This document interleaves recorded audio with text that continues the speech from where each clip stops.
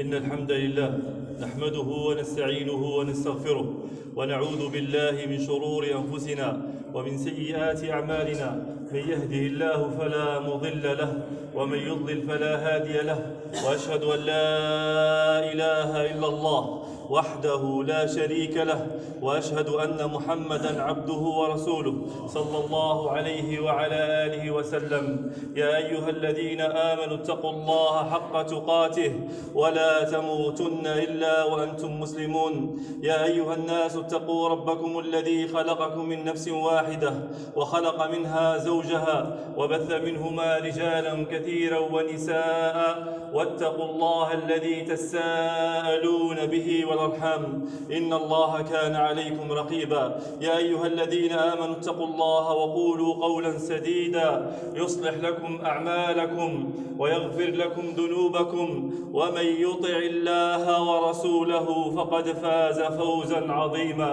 أما بعد، فإن أصدق الحديث كتاب الله، وخير الهدي هدي محمد صلى الله عليه وسلم، وشر الأمور محدثاتها، وكل محدثة بدعة، وكل بدعة ضلالة، وكل ضلالة في النار. أما بعد، معاشر المؤمنين، اتقوا الله تعالى، فإن من اتقى الله وقاه وأرشده إلى خير أمور دينه ودنياه.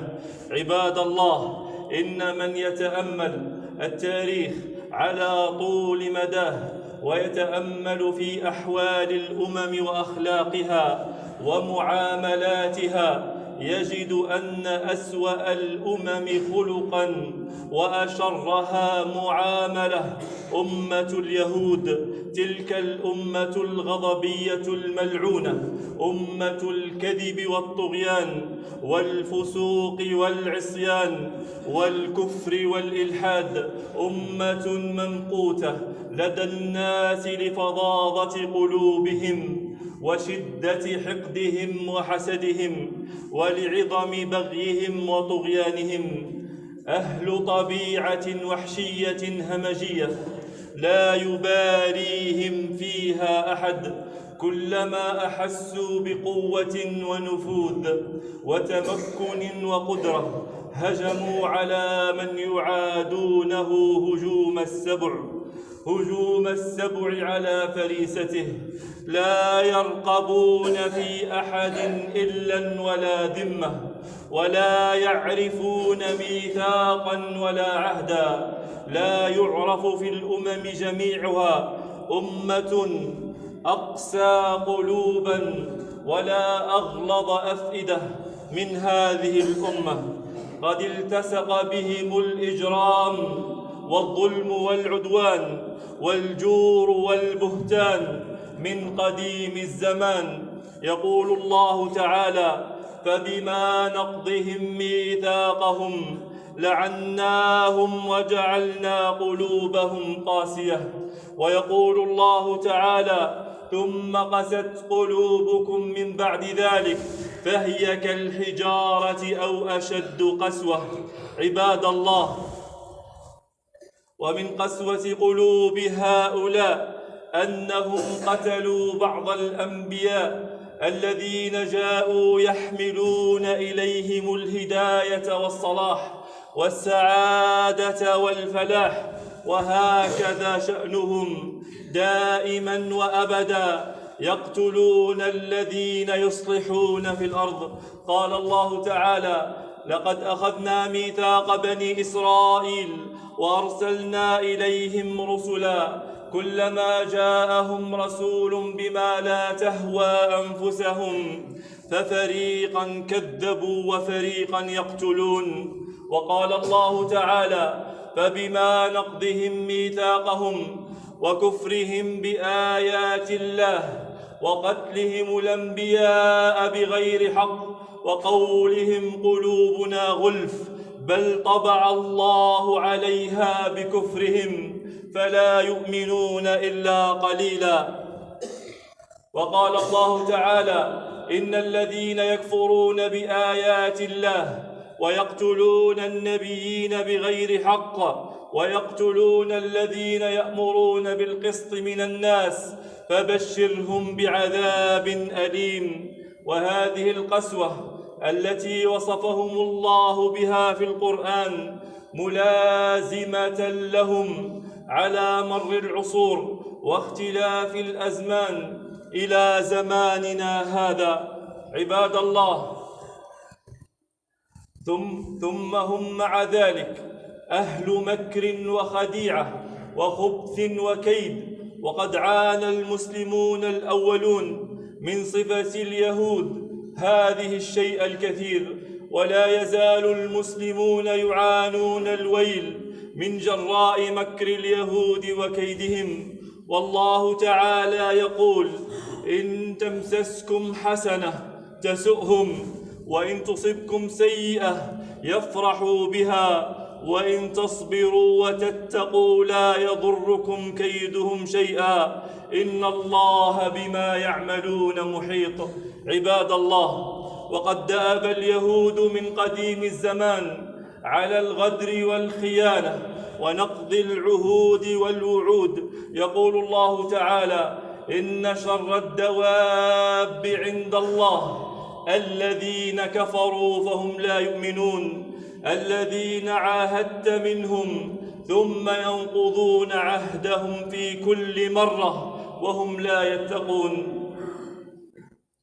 لقد عاش اليهود طوال حياتهم بؤرة فساد في المجتمعات وأساس كل منكر وفحشاء، ينشرون الرذيلة ويشيعون الفساد، وقد كانوا عبر التاريخ مصدرا للمنكر والفحشاء، فهم أصحاب بيوت الدعارى في العالم وناشر الانحلال الجنسي في كل مكان، يبتزون أموال الشعوب ثم يسخرونها في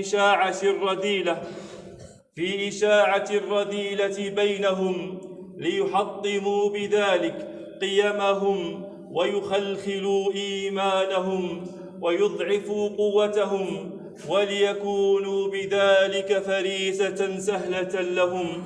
عباد الله، إن عداء اليهود للإسلام عداء قديم منذ فجر الإسلام الأول، وعداؤهم وحقدهم على أهله معروف لدى الخاص والعام في قديم الزمان وفي حديثه، لأن الإسلام عباد الله عرى حالهم وكشف أمرهم وفضح مخازيهم وأظهر قبائحهم وشنائعهم، فبات أمرهم معلنا بدل أن كان سرا، وباديا لكل أحد بعد أن كان خافيا.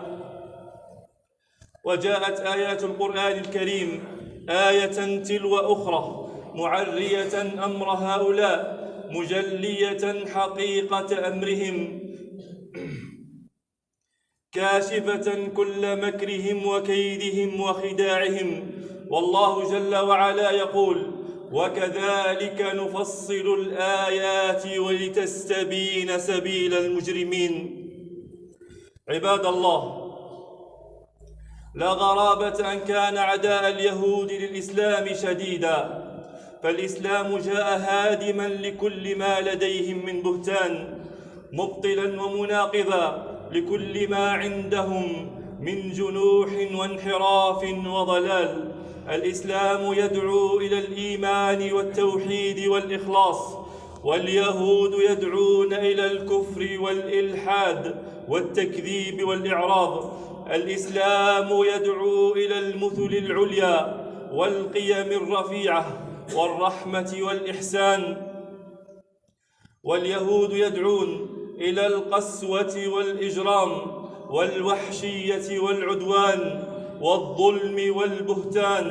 الإسلام يدعو إلى الحياء والستر والحشمة والعفاف، واليهود يدعون إلى الرذيلة والفساد والمكر والبغي. الإسلام يحفظ الحقوق ويحترم المواثيق ويحرم الظلم، واليهود لا يعرفون حقا ولا يحفظون عهدا ولا ميثاقا ولا يتركون الظلم والعدوان. الإسلام يحرم قتل النفس بغير الحق، ويحرم السرقة والزنا، واليهود يستبيحون سفك دماء غير اليهود وسرقة أموالهم وانتهاك أعراضهم. عباد الله،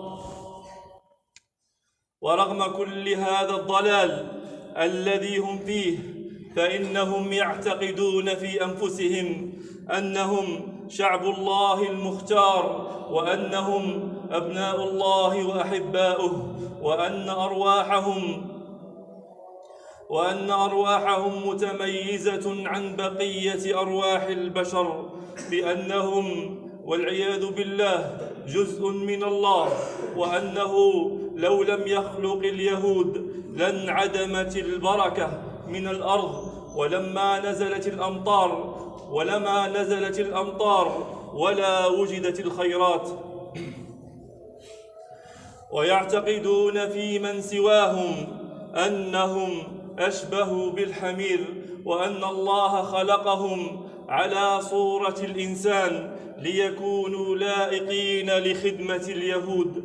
ألا شاهت وجوه الأخسرين، ولعنة الله على المجرمين الظالمين المعتدين. عباد الله، يجب أن ندرك جميعا أن عدوان اليهود على المسلمين في فلسطين وغزة ليس مجرد نزاع على أرض، وأن ندرك أن قضية فلسطين قضية إسلامية يجب أن يؤرق أمرها بال كل مسلم.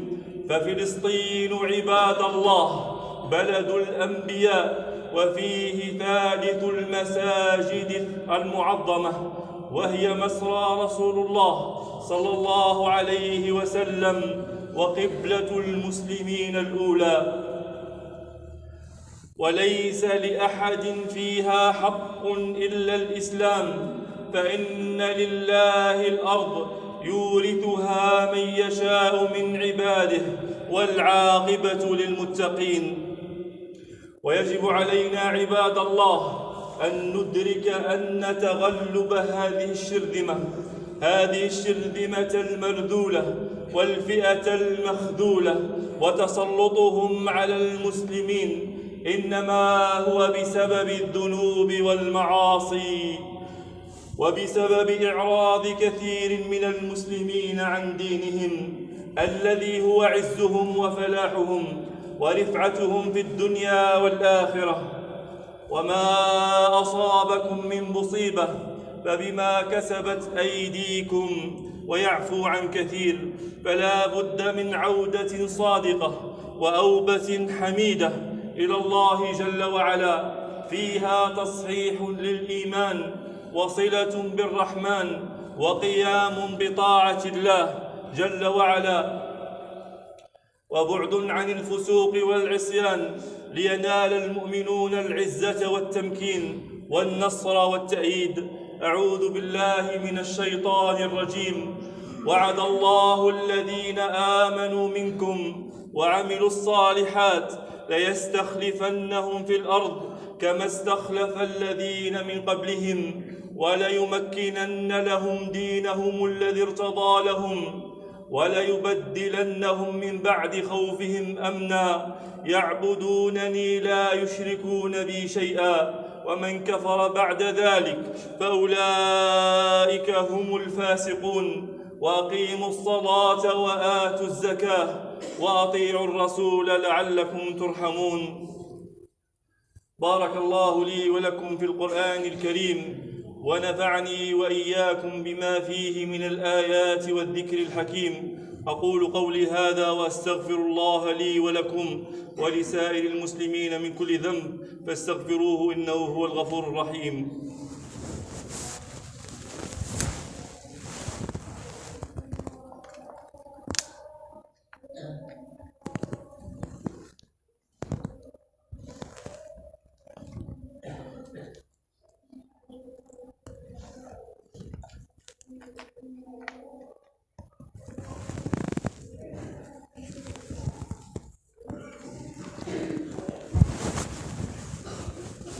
الحمد لله عظيم الإحسان واسع الفضل والجود والامتنان، وأشهد أن لا إله إلا الله وحده لا شريك له، وأشهد أن محمدًا عبده ورسوله صلى الله عليه وعلى آله وسلم.